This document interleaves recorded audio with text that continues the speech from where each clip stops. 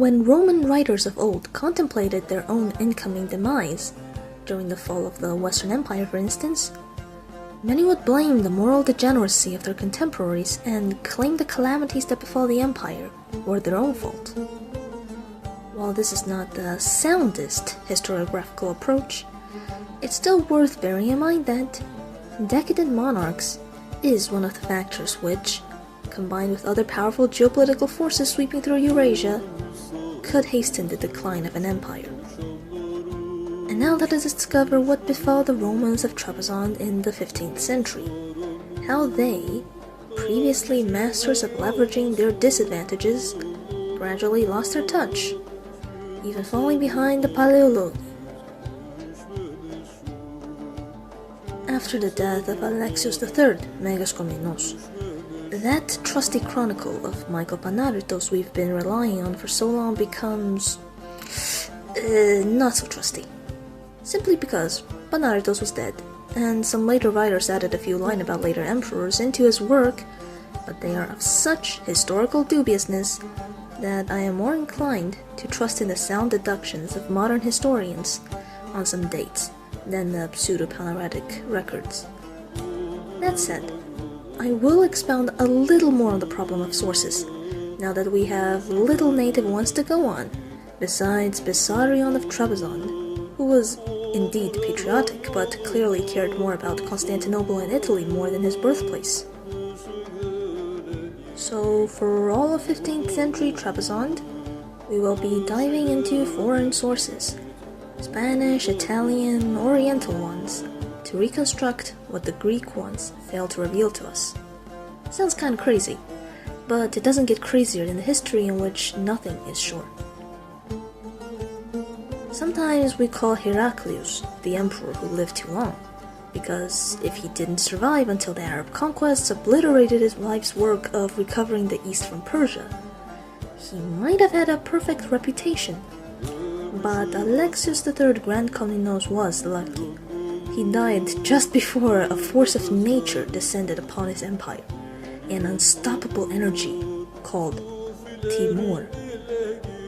Already in the late 1380s, the Trebizontines were acquainted with him, as their princess, Anna Megale Komnene, the Queen of Georgia, was abducted with the Georgian royal family by this ruthless invader that besieged Tbilisi in 1386.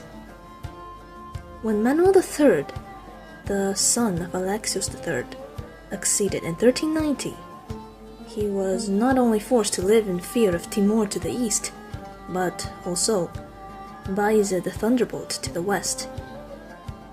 This new Sultan of the Ottomans, after splattering the fields of Kosovo with Serbian blood, turned to reduce the last independent Roman and Turkic states in Anatolia. The Osmanli trudged through Asia Minor with their Balkan Christian vassal lords, including the soon-to-be Emperor of Constantinople, Manuel II Paleologos, subduing the last free Romans of Western Anatolia in Philadelphia, and advanced along the Black Sea coast, laying low the Turkic neighbors of Manuel III Megas Komnenos, who were rallying to this third powerhouse in Anatolia called Qadi Burhan al-Din.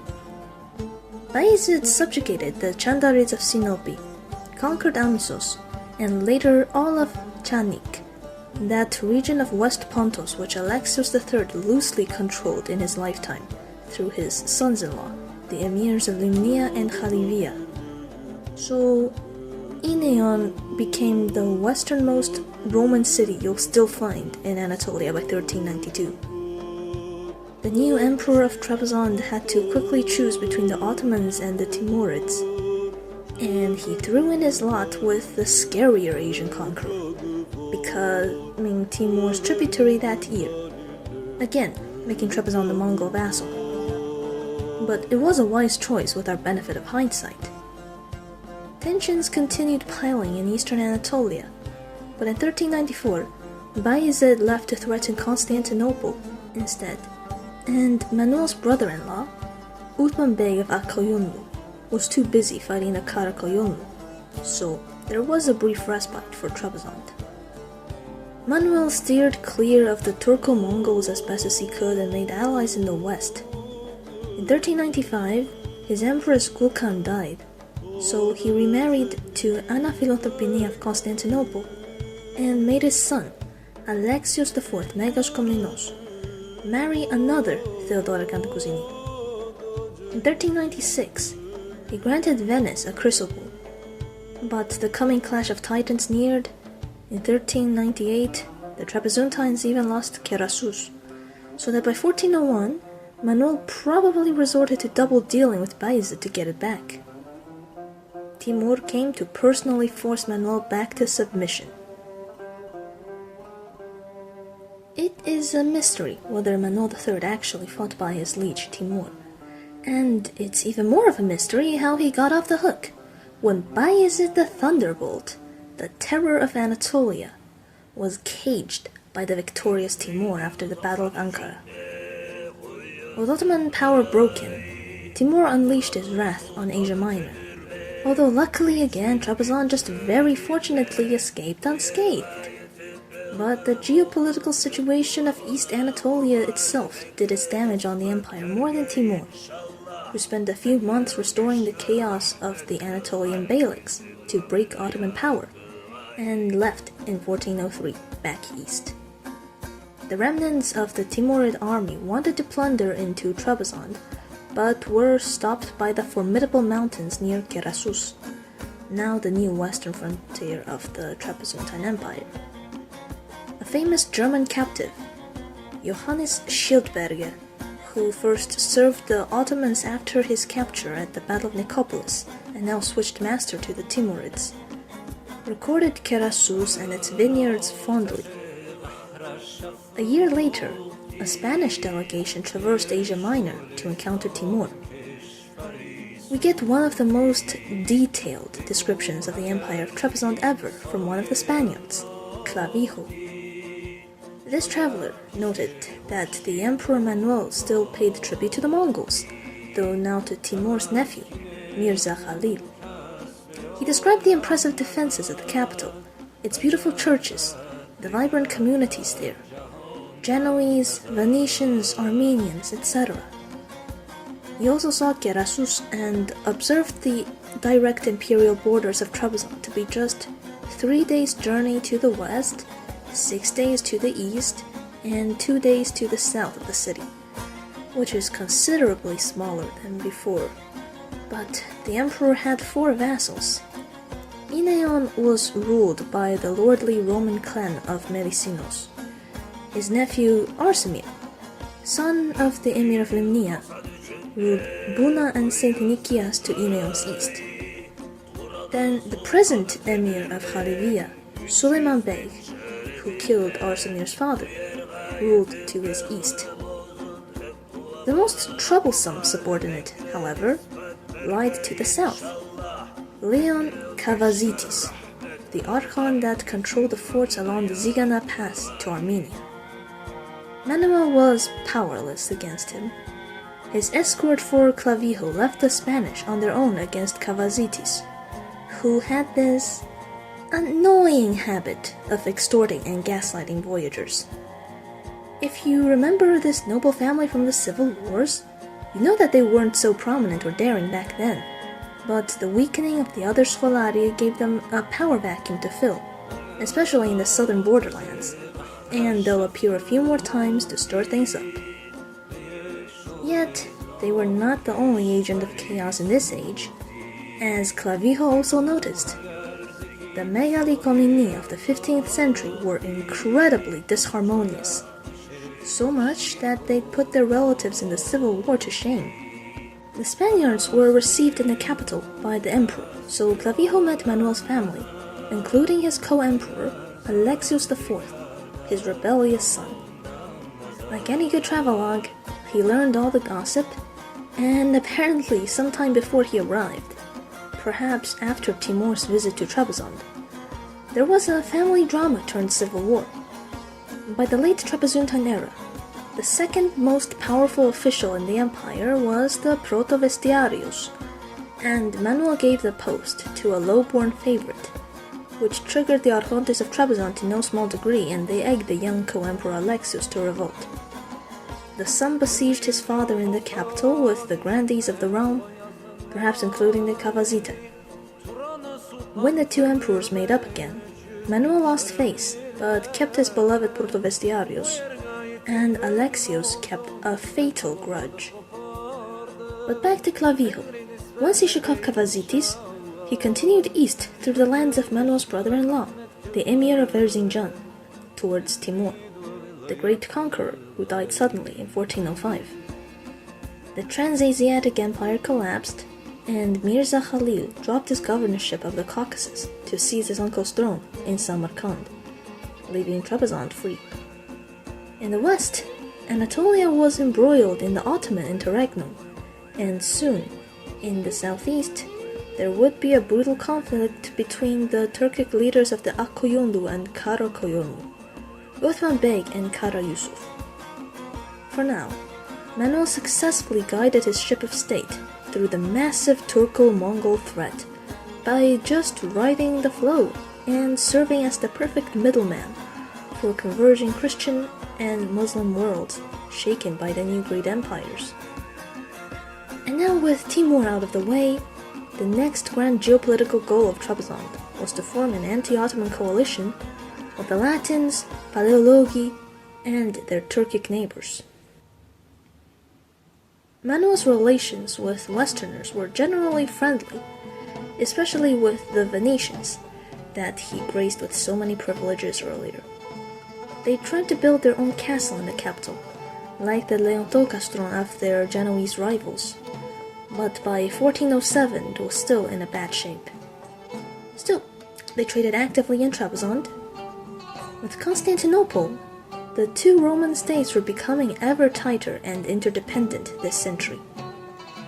The Emperor Manuel II Paleologos and his namesake, Manuel III Megas Komnenos, were on amicable terms, and both loved literature. In 1409 or 1410, Paleologos sent a manuscript for Komnenos' enjoyment amidst all the chaos he was facing due to the Ottoman Civil War. Manuel II himself was probably supposed to have become Manuel III's brother-in-law, as their lord fathers once negotiated a marriage alliance, but it never came to be. However, Constantinople would still join the Trapezuntine family, as Manuel II's son, Ioannes VIII Paleologos, would espouse a daughter of Manuel III's son, Alexios IV, the last empress of the Romans, Maria Komnene. And Ioannes VIII's brother, the last emperor of the Romans, Constantinos XI, would also search for an empress from Emperor Ioannes IV Megas Komnenos, grandson of Manuel III. In 1414, an agreement between Trebizond and Venice saw the relocation of 880 Trapezuntine families to Venetian Crete. This mass migration introduced a much Roman talent to Crete and boosted its economy. This period of positive exchange with Western powers wasn't confined to the ruling class. Intellectuals of Trebizond found many opportunities as well. The young Trapezuntine prodigy, Bessarion, would have gone to Constantinople for his education around this time, before becoming the pupil of Iemistos Plethon in the Morea. Meanwhile, another promising youth, George of Trebizond, a son of Trapezuntine immigrants to Venetian Crete, showed such distinction in his studies that the Venetian humanist, Francesco Barbaro, invited him to Italy. Both Trapezuntine adolescents later became highly prestigious Renaissance Greek scholars, although they found themselves eventually on opposing sides, one championing Plato and the other Aristotle, but I digress. The one unhappy party in all this was Genoa, who grew jealous of Venice and mad at the emperor, who was accused of bribing Genoese officials and meddling with Leontocastron in the capital. In 1416, Trebizond sent an embassy to Venice and began a conflict with Genoa which lasted until the reign of Alexios IV. Or was it already the co-emperor ruling by then? See, Here's the first of these chronological hitches I mentioned. We have no confirmation for Manuel's death.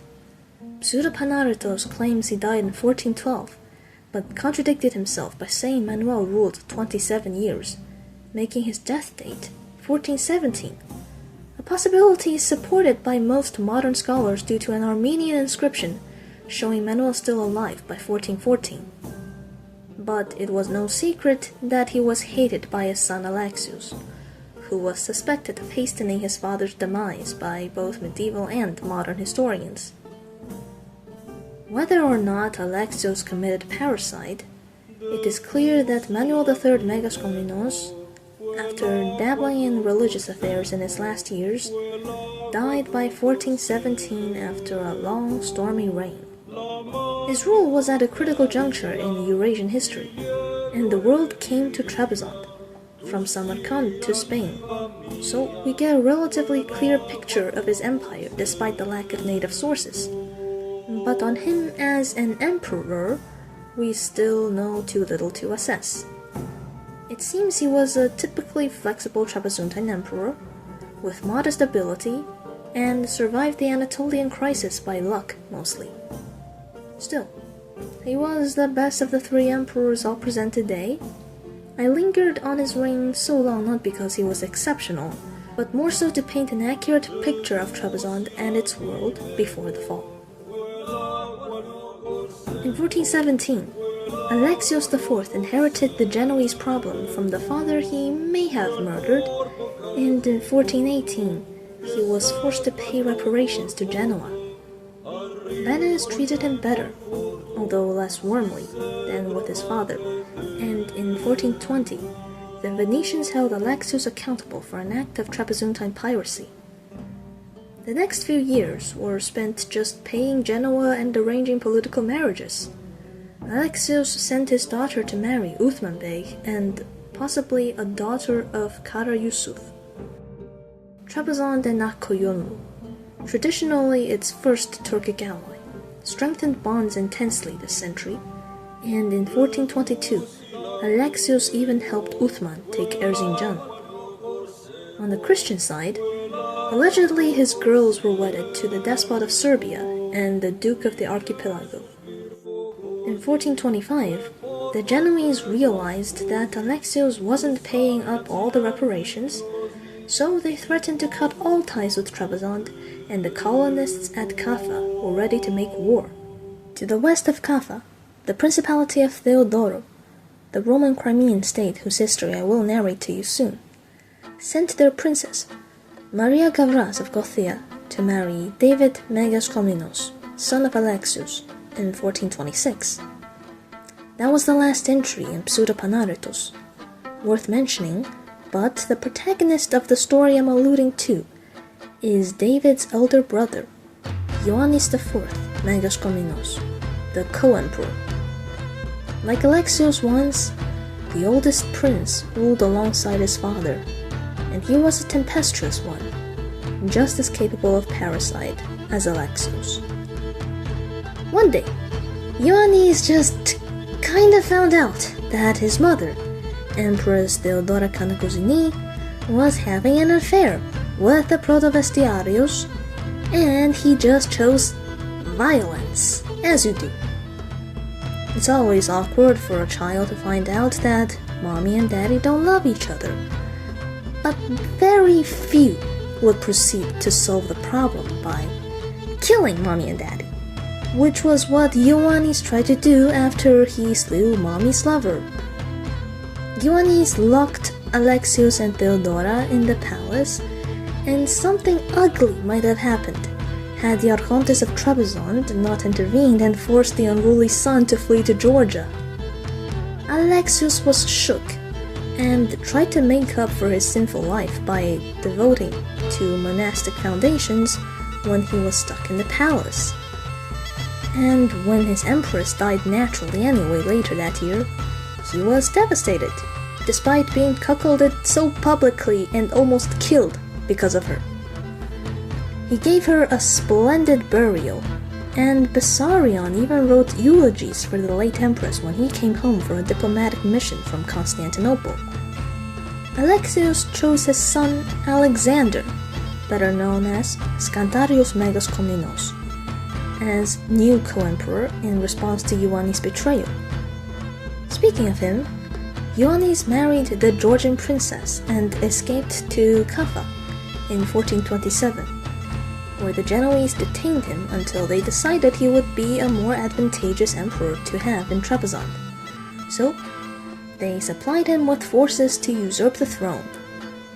Ioannes sailed for St. Phokas in Kordili, the monastery refounded by his great-grandfather Alexios III, and set up his base there with his trusty Genoese second-in-command, Domenico de Allegro, whose relative, Antonio, an official from Kaffa, discussed peace with Alexios IV in 1428. Around this time, the Ottomans were maybe won over by Ioannes, and they raided Trebizond navally, now that they just conquered the Chandarids of Sinope and much of Pontus. And they were also mad at the rapprochement between Trebizond and their foe, Constantinople, that Bessarion led. Other new friends that Ioannes made were the imperial guards of his father's tents on duty, the Cavazitae and the Scholari. He bribed them to let two emissaries he sent to capture Alexios alive into the old emperor's tent. But the kidnappers decided to become assassins instead, hoping to please the young emperor more by finishing the job. Now again, like for the death of Manuel, we have no confirmation, but the efforts of various scholars narrowed Alexios' murder to early 1429. Ioannes was horrified and repented immediately for the parricide, or at least pretended very well to be. He mutilated the killers of Alexios and showed his regret publicly, associating himself with his late father in 1432 by issuing a chrysobull for good works in their joint names, and building a marvelous tomb for Alexios outside the Panagia Chrysoskepalos church. Now, this act had very profound consequences that stretches far beyond Trapezuntine history, as the body of Alexios IV had an odyssey of its own, and is a story absolutely worth sharing in due time. The only remains of a Roman emperor we might have today are his. But as for the person of Alexios, he was much less captivating. Since his tenure as co-emperor, he had been disturbing the public order in Trebizond, and achieved little in his insignificant reign. He who might have committed parricide on his father got a taste of his own medicine from his son. Safe to say, he wasn't exactly beloved, and he was exemplary of the moral corruption in late Trebizond. And for the last 3 decades of Trapezuntine history, Ioannes IV dominated as an incredibly long-lasting emperor. However, we know overwhelmingly little about this period. The story of his bizarre coup and parricide was sourced mostly from the post-Byzantine historian, Laonikos Halkokondyles of Athens, and backed by contemporary Italian documents and the works of another Spaniard, Pero Tafur. This traveler met Ioannes in person, and although his accounts are not the most reliable, what little we know about the emperor do come from him. Tafur claims that Ioannes was married to a Turkish princess, and on great terms with the Ottoman Sultan, Murad II. The Turkish empress bit seems quite unlikely, and most scholars think he just confused Ioannes' Georgian wife, because in this period, the Georgians and Pontians took on Turkish names too, as we already saw in the Civil War. But being cordial with Murad is attestable, since the Ottomans helped him against Alexios and only attacked Trebizond once while Murad was alive. The emperor had another foe though, his brother Scantarius, the co-emperor who fled to his sister Empress Maria Megale Komnene after Ioannes took power, but never renounced his imperial ambitions. Tafur saw him in 1437, living with Maria in Constantinople, and married to a Gatilusio lady from Lesbos, hoping to retake the throne with Genoese arms. Tafur went to Trebizond and reported Scantarius' plans to Ioannis, but the emperor was only slightly concerned by his brother. He had bigger fish to fry, like the union that his brother-in-law, Emperor Ioannis VIII Palaiologos, was negotiating with the papacy. Palaiologos needed the whole Roman Orthodox world to be represented, and naturally he got a delegation from the home of his beloved Trapezuntine empress, led by Georgios Amiroutsis. This was the first apparition in history of this most controversial figure of late Trebizond, who would become its last protovestiarios. He was, on one hand, the most intelligent and respected Trapezuntine scholar ever, besides Bessarion, who was attending the Council of Florence as the Bishop of Nicaea and couldn't represent his realm. But on the other hand, Amiroutsis was a corrupt bastard that many blamed for single-handedly causing the fall of Trebizond. He showcased this duality early on in Florence, being extremely harsh on his fellow Romans and mistreating Bessarion's teacher, Plethon. Then later he was bribed to support the union. Meanwhile, in 1438, on Lesbos, Scandarios was preparing his invasion of Trebizond, but Gatilusio was told to play nice for Genoese trade interests, and a year later the exile's sister and greatest supporter, Maria, died, so Scandarius knew he was done for, and somehow reconciled with Ioannis in the 1440s, becoming co-emperor again, and his infant son Alexios became the heir to the throne. After 2 generations of sons attacking fathers, Ioannis knew too well not to have any sons and only sired one daughter, Theodora Megale Komnene. More on her later. In 1442, the Ottomans raided the Genoese in Kaffa, and on their way back, they almost attacked Trebizond had a storm not hindered them. The capital was becoming more and more vulnerable, and Kaffa was not being helpful to the Romans either, as they threatened the Principality of Theodoro in 1447. Ioannis sent his brother, David, on a naval expedition against Kaffa to help Prince Olobai of Theodoro, and the Genoese backed off in the Crimea. Ioannis also sent an embassy to Genoa from 1447 to 1449 under Amiroutsis. The winds of change were coming, and he sensed it.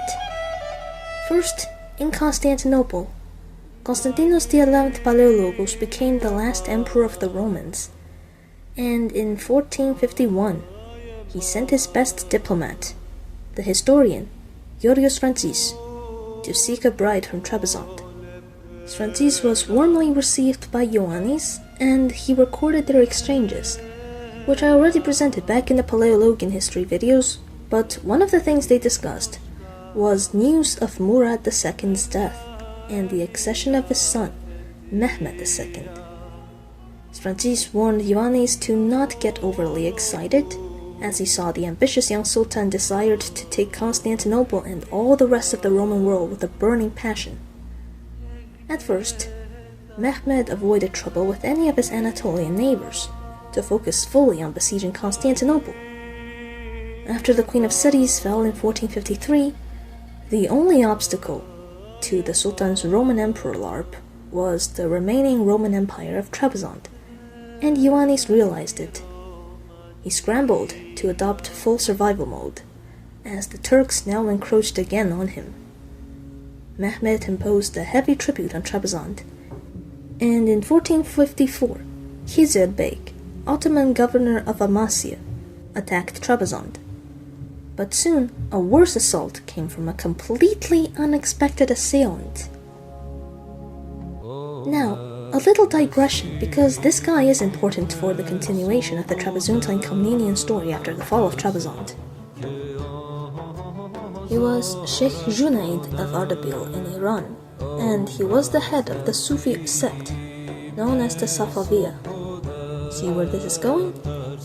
Junaid was forced out of Ardabil due to the Aq Qoyunlu, and he just wandered about with his religious warriors in Anatolia, looking for easy pickings.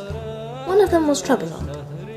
Junayd's raid on Trebizond was well attested, but nobody knows for sure when it happened, like for most events of this episode. Scholars used to support a 1430s date, but a closer look at Islamic sources would favor 1456 for this attack.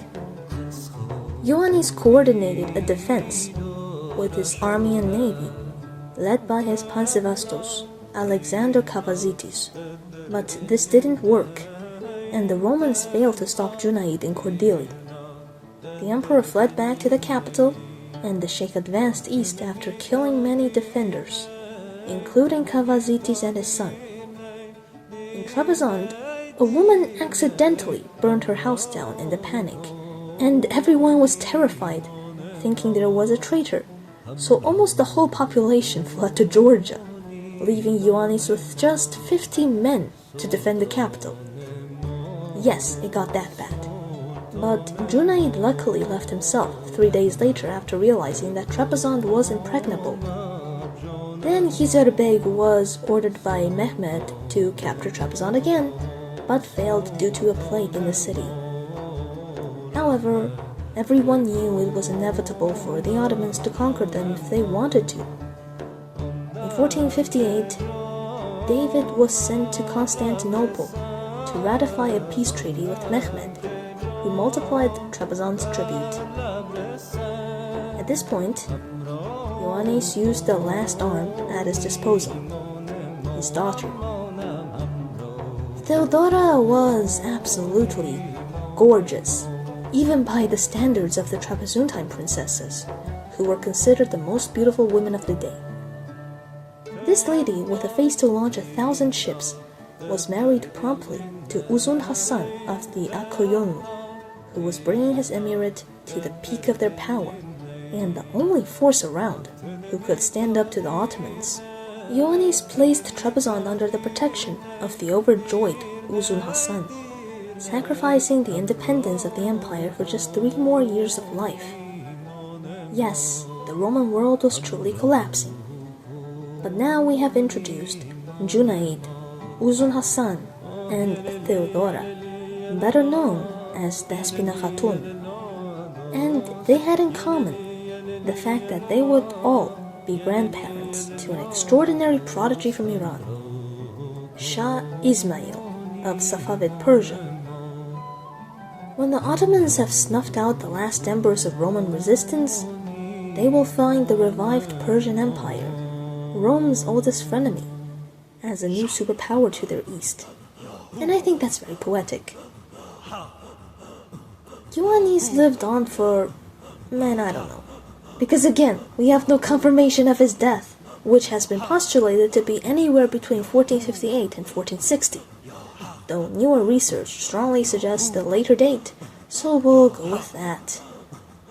In his last years then, Ioannes would have witnessed Mehmed and Uzun Hasan's wars on the Trapezuntine borders already in 1459. The Sultan was furious that now Trebizond was now in the House of Islam, and he needed to act fast if he still wanted to conquer the last Roman Empire. Also, he just hated Uzun Hasan's guts. The Emperor Ioannes IV died in 1460, not knowing that regardless of his actions, Trebizond's fate was sealed and will fall in a year. Ioannes was very much a ruler of his era, a parasital schemer with few moral scruples that turned to theology to clear his tainted conscience. But for his long reign, he did mostly well, kept the empire standing, and fought for it energetically. He had so few descendants for Komnenian standards, but the one child he bore, Theodora, was worth a multitude. She would continue the struggle against the Ottomans with the Aq Qoyunlu after Trebizond's demise, and through her lineage, Shah Ismail and the Persian Safavids opposed the Turks with a brilliant new empire. Next episode would be the epilogue to Trebizond summarized, where we discuss the fall of Trebizond and explore how each region of the empire held out against Mehmed, what happened to the Megaloi Komnenoi, their Archontes, Theodora and the Aq Qoyunlu, and more. And we still have the Principality of Theodora to cover afterwards, before the Black Sea Roman tale can finally be wrapped up. So now we end, and I thank my patrons. Dragonlord, Rofea Game Projects, Cody Danroth, Tiropita Productions, Francis Morin, Patrick Gampo, Kiasik, and Alexandros Sideris. Thank you all, everyone.